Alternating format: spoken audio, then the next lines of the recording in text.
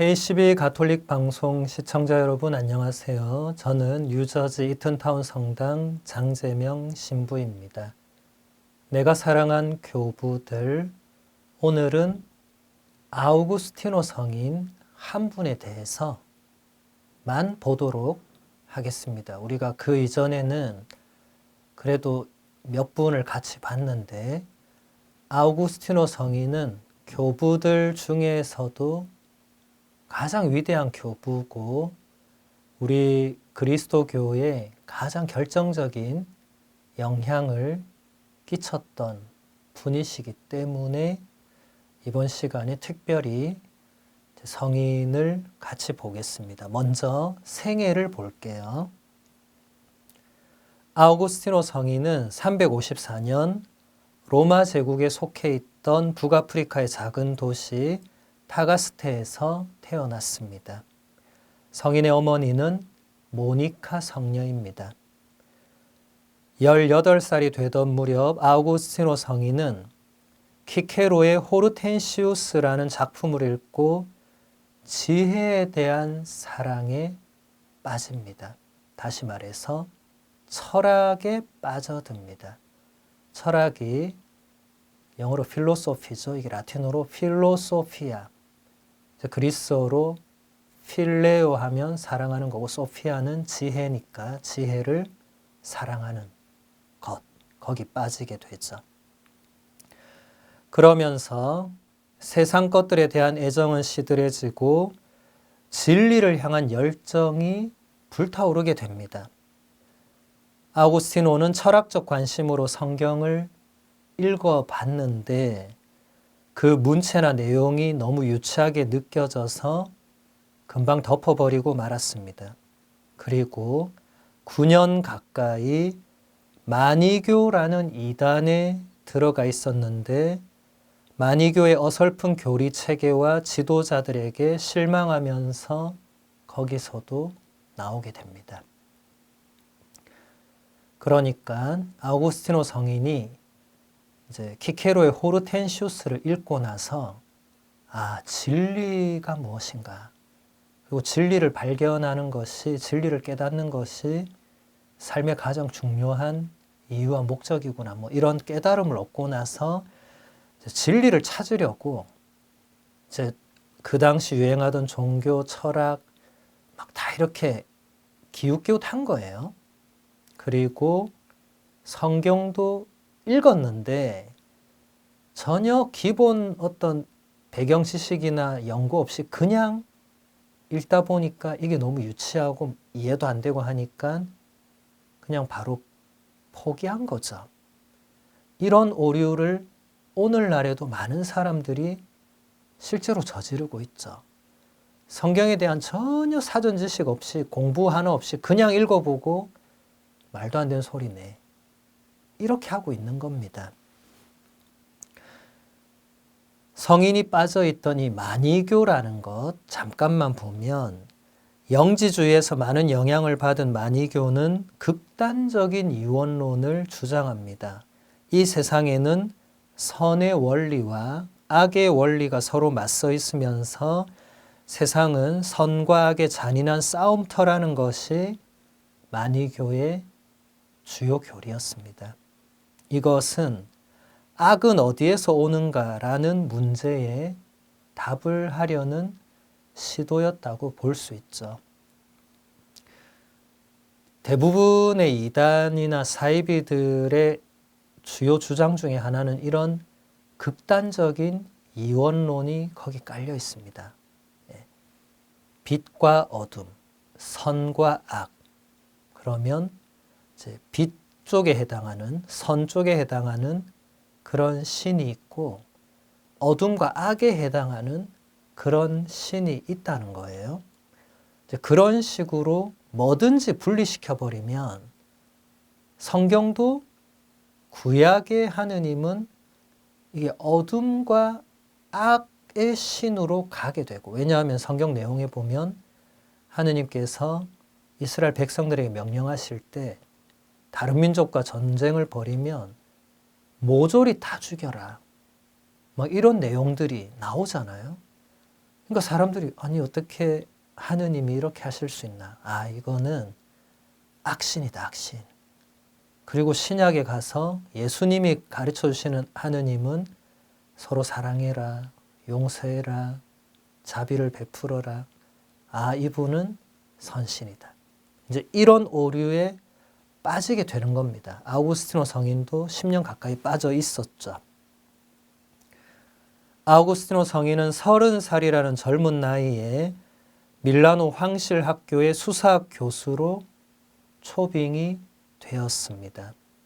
거기서 여러분 밀라노 하면 이제 암브로시오라는 위대한 성인을 지난 시간에 우리가 배웠죠.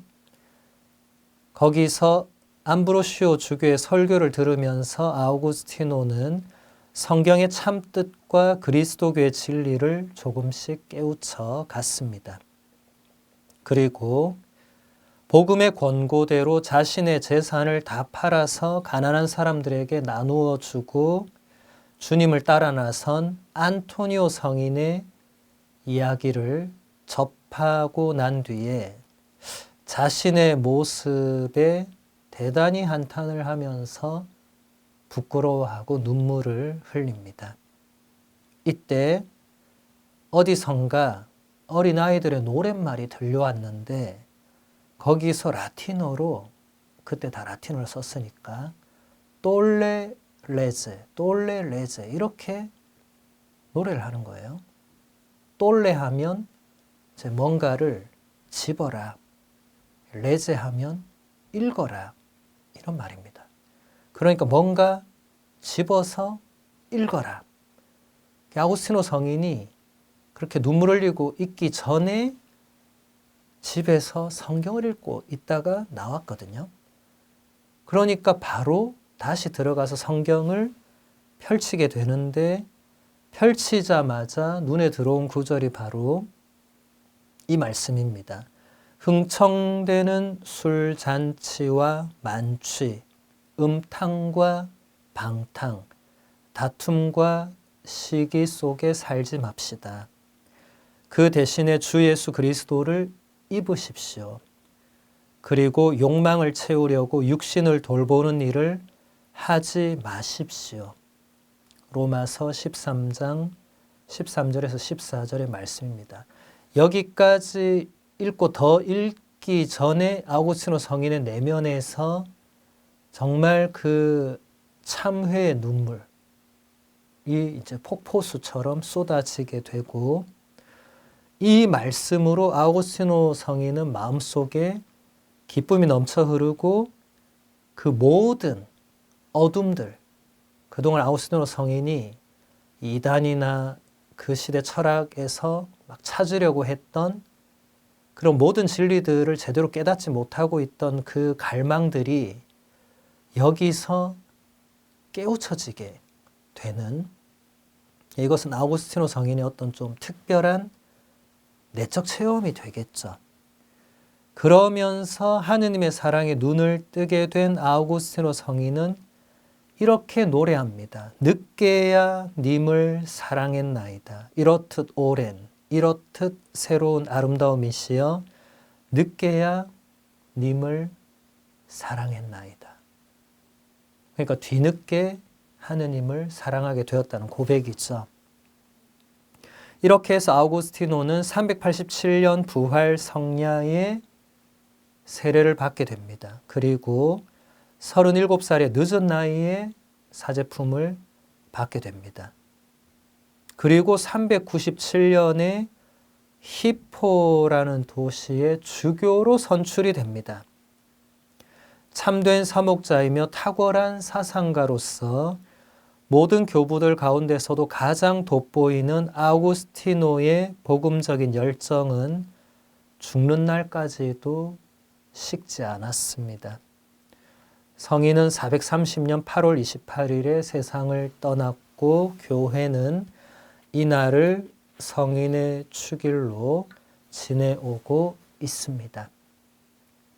정말 간단하게 성인의 생애를 봤는데 조금 더 자세히 알고 싶은 분들은 아우구스티노 성인의 고백록, 아마 다 들어보셨을 거고 읽어보신 분도 있을 거예요.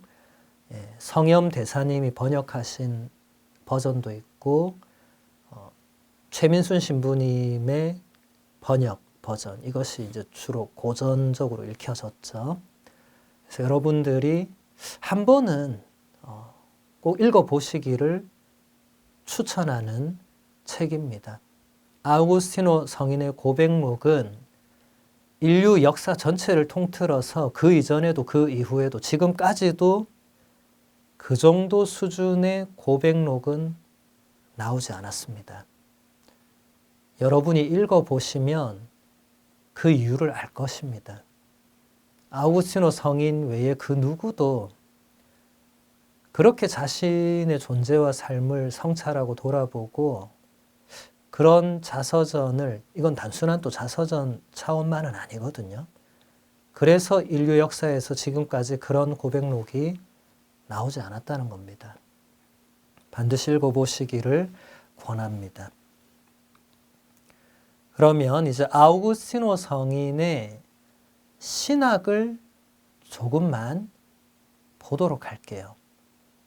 우리 신자들이 신학을 사실 정식으로 배우신 적이 없어서 조금 어려울 수 있는데 그래도 이게 우리 신앙과 매우 직결되어 있는 부분들이니까 같이 보겠습니다.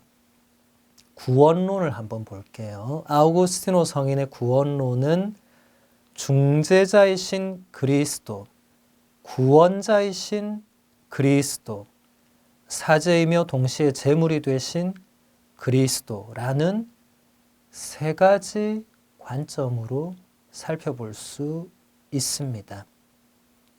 먼저 그리스도는 하느님이시며 동시에 인간이시기 때문에 하느님과 인간을 이어주는 그런 중재자가 되십니다. 진정한 중재가 이루어지려면 서로 연결시켜야 할 양쪽의 속성을 함께 지녀야 되는데 예수 그리스도는 하느님처럼 의로운 분이시면서도 사람들처럼 죽어야 했던 분이셨죠. 그러므로 하느님이며 인간이신 그리스도는 모든 사람을 위한 유일한 구원의 중재자가 되시는 것입니다. 라틴어로 메디아토르, 영어로도 미디에이터 이렇게 하죠. 그러니까 가운데에서 양쪽을 중재하는 우리 구원에서 이 예수 그리스도의 이 중재, 유일한 중개자의 그 역할은 특히 우리 그리스도교에서는 핵심적인데 이게 가능한 것은 예수님은 하느님의 본성도 지녔고 사람의 본성도 지닌 인류 역사의 유일한 존재이시기 때문에 그렇다는 것입니다. 두 번째로 그리스도는 하느님과 인간을 이어주는 중재자이시기 때문에 구속자이시다. 그리스도께서 사람이 되셔서 이 세상에 오신 첫 번째 목적은 바로 인류를 구원하기 위해서입니다. 아우구스티노 성인은 이렇게 말합니다. 주님이신 예수 그리스도께서 죽음과 죄의 어둠에 묶여있는 인류를 살게 하고 해방하고 구원하고 빛을 비추기 위해서 인간이 되셨습니다. 그러므로 생명과 구원과 해방과 비추임을 필요로 하지 않는 사람은 아무도 그리스도께 속할 수 없습니다. 구속자라고 번역한 라틴어 레뎀토르, 리디머, 영어로는 그렇게 되겠죠. 이제 구속하면 이제 어떤 죄인을 감옥에 구속시키는 그 의미가 아니고 어떤 억압된 상태에서 풀어주는, 속량하는, 그렇게 구출해내는 그런 해방의 의미를 지니고 있습니다. 예수님께서는 우리 인류 전체가 죽음과 죄의 어둠에 묶여 있는 그 상태였기 때문에 그것을 풀어주는 분으로 오셨다는 거죠. 아우구스티노 성인은 구원론에서 원죄에 대한 가르침을 이끌어냈습니다. 아담이 지은 원죄는 인간을 하느님과 분리시켰지만 그리스도는 우리를 하느님과 화해시키셨습니다. 그리스도께서 모든 사람을 구원하셨기 때문에 모든 사람은 이 구원에 참여할 수 있게 된 것입니다. 온 인류가 첫째 인간인 아담 안에서 죄를 지었지만 둘째 아담인 그리스도 안에서 구원을 받은 것입니다.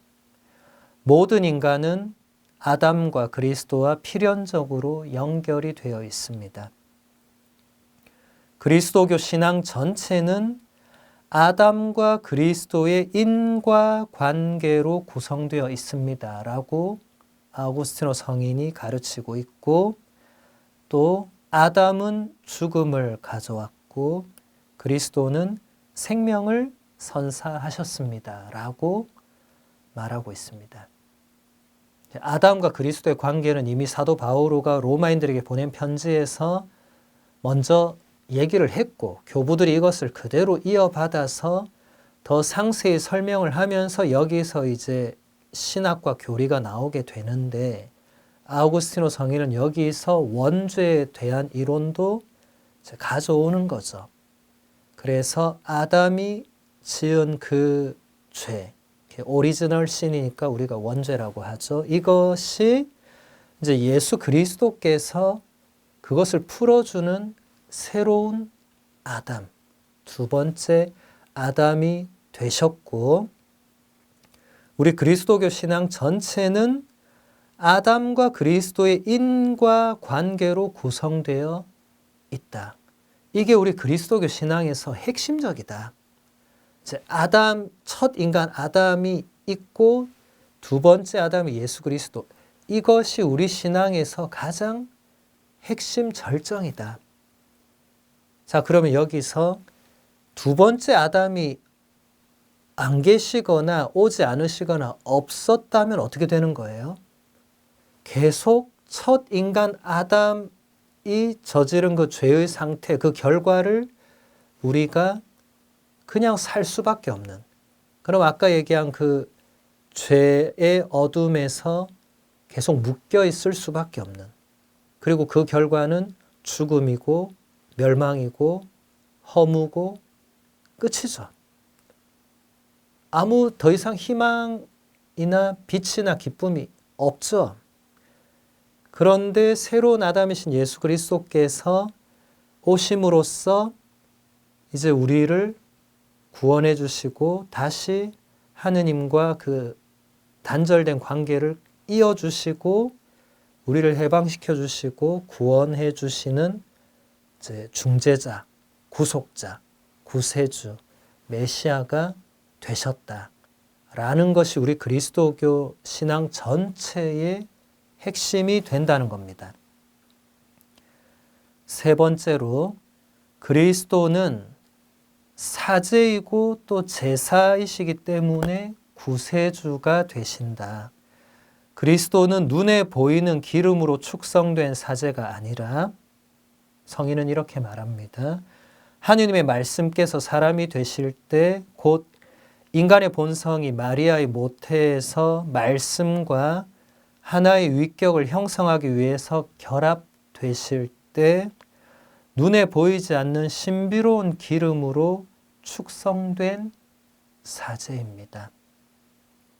그리스도는 사제인데 그냥 우리가 일반적으로 보는 그냥 저 같은 이런 사제가 아니고, 여러분이 히브리서를 읽어보면 예수 그리스도는 대사제이고 유일한 사제이고 창세기에 나오는 그 멜키체덱과 같은 그 직분을 잇는 유일한 사제이시라는 점을 강조하는데, 우리 같은 사제와 완전히 다른, 우리는 인간 사제로서 인간적으로 이제 성사 직무를 하고 이렇게 하지만 예수 그리스도께서는 하느님의 사제로서 하느님으로서 사제 직무를 수행하기 때문에 대단히 특별하다.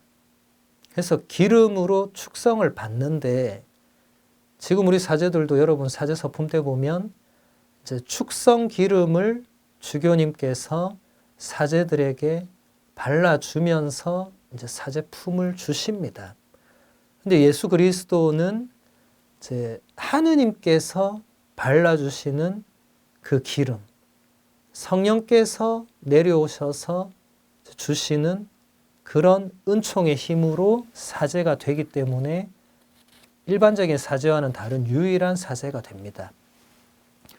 그러면서 그리스도는 사제이실 뿐만 아니라 제사가 되기를 원하셨습니다. 그리스도는 성부 하느님께 가장 참되고 자유롭고 완전한 제사를 바치셨고 이것을 통해서 우리를 악마의 권세에서 해방시킴으로써 인류의 모든 죄를 씻어주시고 없애주시며 소멸시켜 주셨습니다. 이것이 아우구스티노 성인의 말인데 예수님께서는 최후의 만찬과 바로 이어서 십자가 죽음을 통해서 당신 자신을 하나의 제물로 흠없는 어린 양으로서 당신 피를 직접 제물로 바치심으로써 온 인류의 그 죄를 대신하고자 하셨고 그래서 그 최후의 만찬, 당신의 순환, 죽음, 이 십자가, 이 모든 것이 하나의 제사가 되기를 원하셨고 실제로 하나의 제사로 성부 하느님께 바쳐드리셨죠. 그래서 지금 우리가 날마다 드리는 미사도 바로 예수님께서 단 한 번 바치신 그 희생 제사를 우리가 오늘도 내일도 날마다 참여해서 다시 또 제물은 누가 되죠? 어린 양이신 예수 그리스도. 이제 그분이 되고 이제 단 한 번 피를 흘리셨으니까 이제 더 이상 또 피를 흘리시는 제사는 아니고 이제 빵과 포도주를 제물로 해서 그것을 바칠 때는 단순한 빵과 포도주가 아니라 바로 예수님의 몸과 피가 되어서 하느님께 계속해서 제사가 바쳐지는 것입니다. 여러분, 그래서 미사는 놀라운 희생 제사입니다.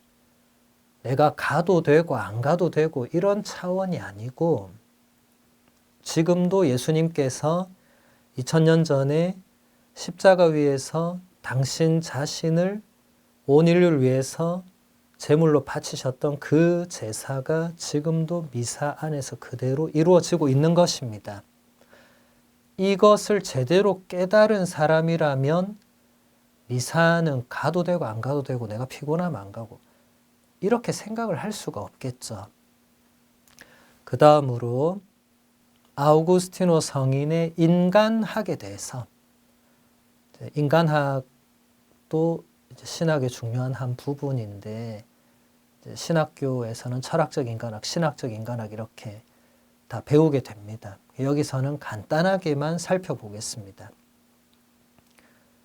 아우구스티노 성인의 최고 관심사는 하느님과 인간이었습니다. 하느님과 인간은 구분되지만 인간이 하느님의 모상이라는 사실에서 이 둘은 서로 긴밀하게 결합되어 있습니다.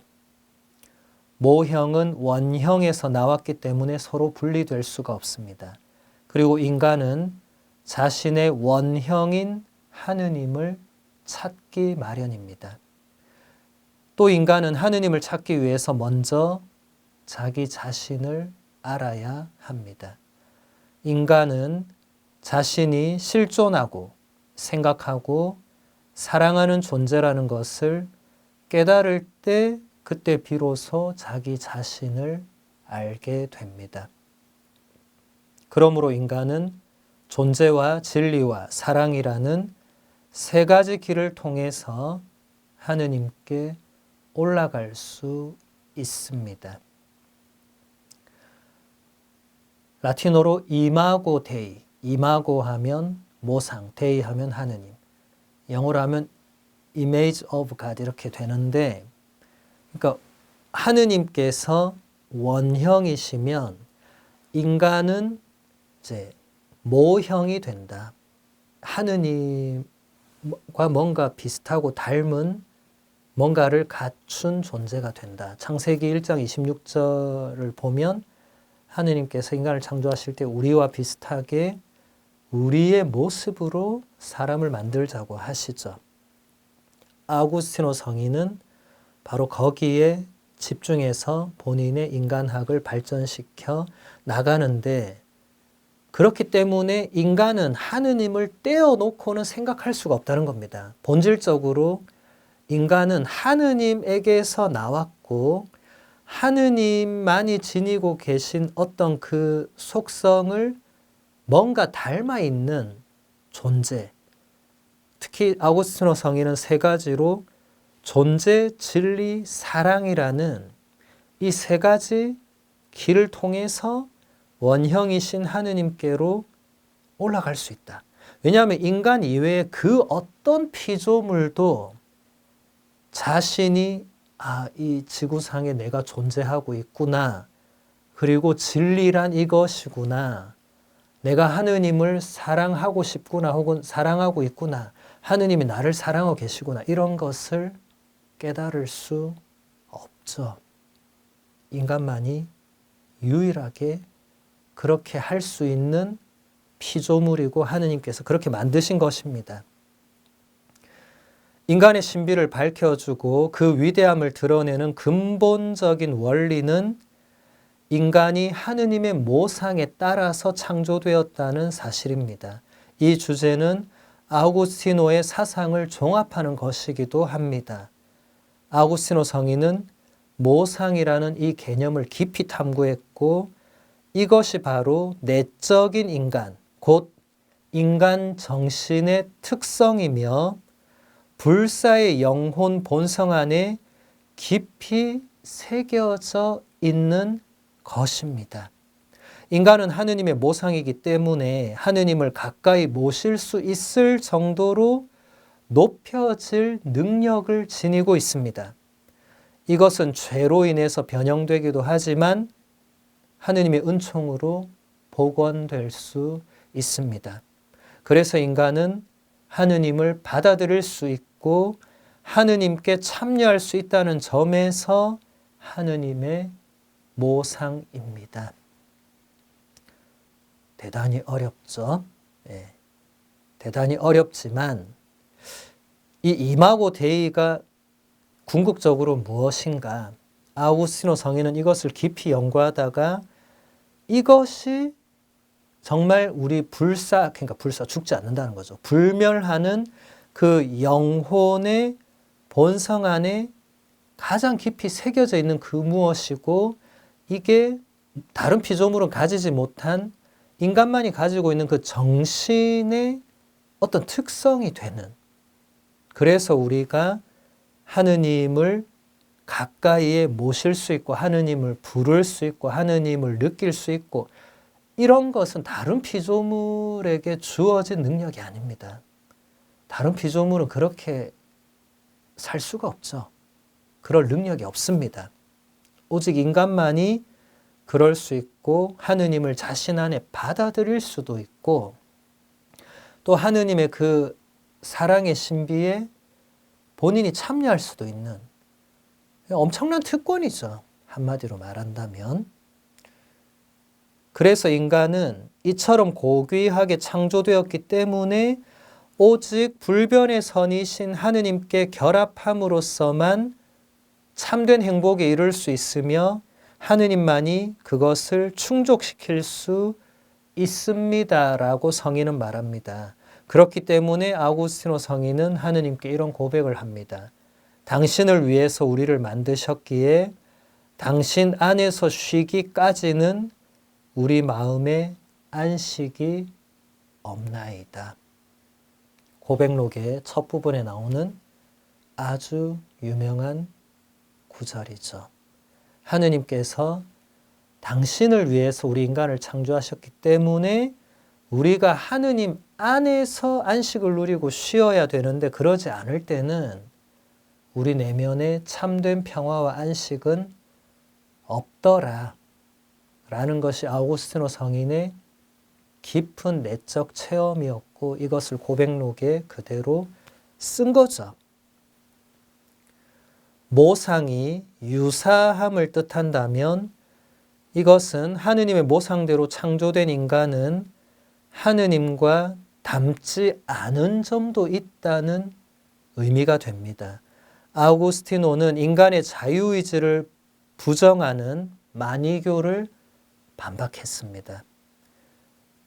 아우구스티노 성인은 마니교가 주장하는 대로 인간 안에 두 개의 영혼이 있는 것이 아니라 하나의 영혼, 하나의 의지만이 있다는 것을 깨닫고 이런 고백을 합니다.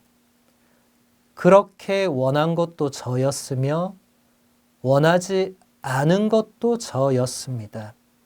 제가 그랬습니다. 이처럼 제가 적극적으로 원했는가 하면 동시에 적극적으로 원하지 않았던 것에서 저 자신과의 싸움이 생겨났던 것입니다. 이것도 고백록의 한 부분인데 마니교는 제가 아까 설명드렸듯이 극단적인 이원론으로 모든 것을 풀어내요. 그러니까 우리 인간도 이원론을 적용시켜서 이제 두 개로 이렇게 갈라져 있다고. 그래서 죄를 짓고 악을 저지르는 내가 있고 또 착하게 살고 양심적으로 지키고 이런 또 내가 있다고. 인간을 그냥 둘로 그냥 나는 하나인데 둘로 그렇게 갈라놓는 거죠. 이제 그렇게 되면 내가 뭐 잘못하거나 죄를 짓거나 하는 것은 다른 내 안에 다른 누군가. 그런데 아우구스티노 성인이 이걸 가만 보니까 이게 말이 안 된다는 거예요. 그냥 본인이 죄를 지을 때 가만히 내면의 이 움직임을 보니까 뭔가 유혹이 있긴 하지만 결국 최종적으로는 내가 그걸 원하더라. 하지 않아야 되는 걸 아는 것도 난데 그걸 하는 것도 결국은 나더라. 그래서 내가 둘이 될 수가 없다. 나는 나 하나다. 유일하다. 이렇게 얘기를 한 거죠. 마니교를 9년이나 했었으니까 아우구스티노 성인은 마니교의 그 교리 체계의 문제가 뭔지를 잘 알고 있었죠. 그리고 아우구스티노 성인은 바오로 사도의 그 편지들을 이제 풀어내면서 거기서 참된 진리를 또 발견하는 거죠. 바오로 사도는 로마서 7장에서 이렇게 말하고 있습니다. 나는 법칙을 발견합니다. 내가 좋은 것을 하기를 바라는데도 악이 바로 내 곁에 있다는 것입니다. 나의 내적 인간은 하느님의 법을 두고 기뻐합니다. 그러나 내 지체 안에는 다른 법이 있어 내 이성의 법과 대결하고 있음을 나는 봅니다. 그 다른 법이 나를 내 지체 안에 있는 죄의 법에 사로잡히게 합니다. 이렇게 나 자신이 이성으로는 하느님의 법을 섬기지만 육으로는 죄의 법을 섬깁니다. 이 부분도 사도 바오로가 자신이 얼마나 약하고 자신이 육체적으로 죄를 짓게 되는 그 내면의 과정을 상세히 묘사하고 고백하고 있는 부분인데 이 부분을 마니교처럼 해설하게 되면 문제가 되는 거죠. 근데 이게 약간 그럴 위험성이 내포되어 있죠. 여기도 보면 바오로 사도가 내 안에 다른 법이 있는 걸 나는 본다. 근데 이런 건 은유적인 표현입니다. 여러분 이것은 사실을 말하는 게 아니라 은유적인 표현입니다. 그러니까 내 안에서 뭔가 선과 악이 충돌하는데 이게 내가 선한 내가 따로 있고 악한 내가 따로 있는 게 아니고 나는 하나고 내 안에서 선한 의지가 있는 반면에 근데 그것을 하기 싫어하고 안 하려고 하는 또 다른 어떤 그런 내면에서 올라오는 뭔가 좋지 않은 그런 욕망, 이런 게 있다는 거죠. 그래서 여러분, 해석이 대단히 중요한데, 성경 해석은 베드로 사도도 이미 자신의 편지에서 얘기했지만, 성경의 어떤 구절도 개인적으로 마음대로 해석해서는 안 됩니다. 거기서 모든 이단, 사이비, 유사 종교들이 발생합니다. 성경을 교주 마음대로 해석합니다. 근데 사람들은 그냥 그러려니 하고 혹하고 따라갔다가 인생 전체가 불행해지죠. 그래서 성경은 언제나 교회가 정하고 있는 그 테두리와 틀을 벗어나서는 안 됩니다. 그래서 아우구스티노 성인은 아주 유명한 말을 남겼죠. 만약에 가톨릭 교회의 권위가 이끌어주지 않는다고 한다면 복음서도 나는 믿지 않을 것이다. 왜냐하면 아우구스티노 성인은 마니교란 이단에 9년 동안 빠져 있었던 아픈 과거가 있죠. 이 똑똑한 사람이, 이 시대의 천재가 어떻게 그런 어설픈 이단에 9년이나 빠져 있을 수 있었는가? 오늘날도 많은 사람이 묻습니다. 그 똑똑한 대학 교수들이, 판검사 의사들이 어떻게 저런 말도 안 되는 것 같은 사이비 교주들에게 빠져 있을 수 있는가? 충분히 그럴 수 있습니다. 아우구스티노 성인도 그랬기 때문에 충분히 그럴 수 있습니다. 성경을 어떻게 해석하는가, 그리고 그 해석을 어떻게 받아들이느냐에 따라서 인간적인 어떤 똑똑함, 학문 이런 걸 넘어서게 되죠. 대단히 위험하죠.